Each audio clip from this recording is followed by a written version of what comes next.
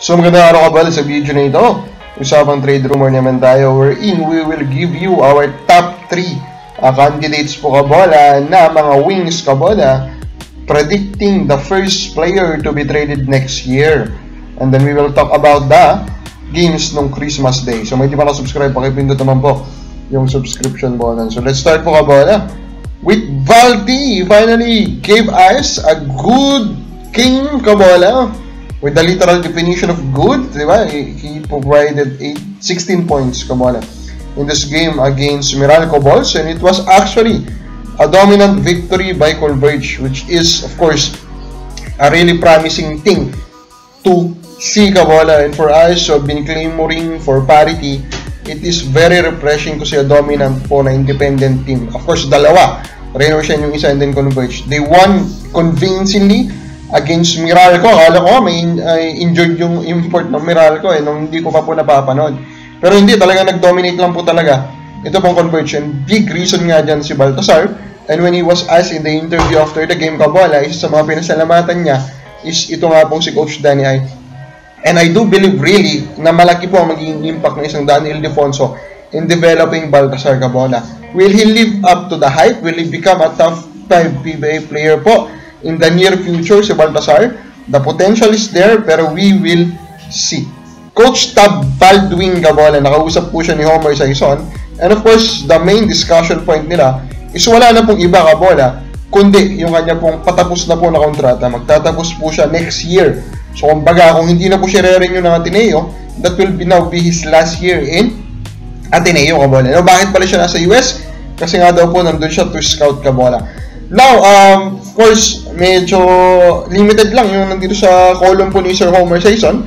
Pero parang implying kasi talaga siya na hindi na siya re-renew ng Ateneo. Although he will still be given another year po to try and coach this team kabala. Now, ang hindi ko lang medyo nagustuhan, parang implying din siya na hindi din siya na dito sa Pinas magko-coach pa in the future kabala. It is pretty obvious that this guy is a quality coach. So, I really hope that teams in the PBA, although of course alam naman natin hindi na yun San Miguel Corporation kasi nga medyo may alitan nata o hindi na masaya itong si Al Francis Chua dito kay Tab, pero ibang teams na i-consider po itong si Coach Tab Baldwin kasi talagang quality coach ito. Now doon sa game naman po ng Ginebra at saka ng Magnolia, talagang umiyak na naman po ang fans ng mga Magnolia Hotshots. Kalaw ba naman, di ba? Sa Christmas mismo kabola, nag-deliver ang Ginebra sa iyo ng Never Say Die game.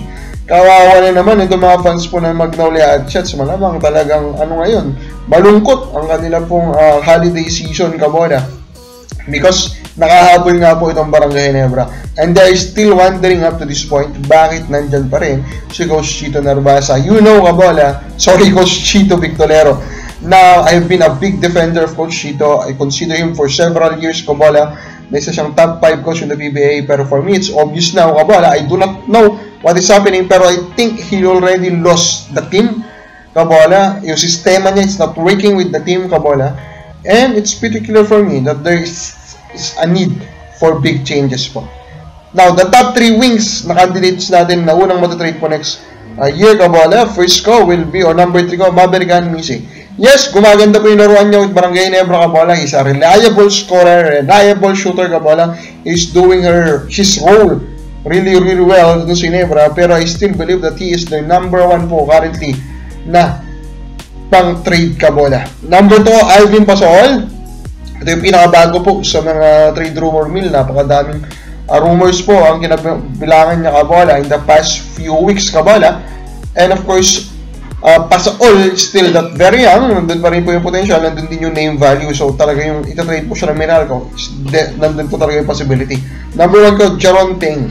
Bakit po Jaron Teng? Kasi San Miguel is struggling and there's a big chance that they will make a big change also kabola kapag nag-fail na naman po silang manalo ng championship, and there's a good chance that they will use Teng in part of a trade package to get a superstar kabola kasi nandun yung trade name value din kabola nitong si Jaron Teng. Kapag mas mo sino sa kanila mauna matatrade, comment lang po sa baba.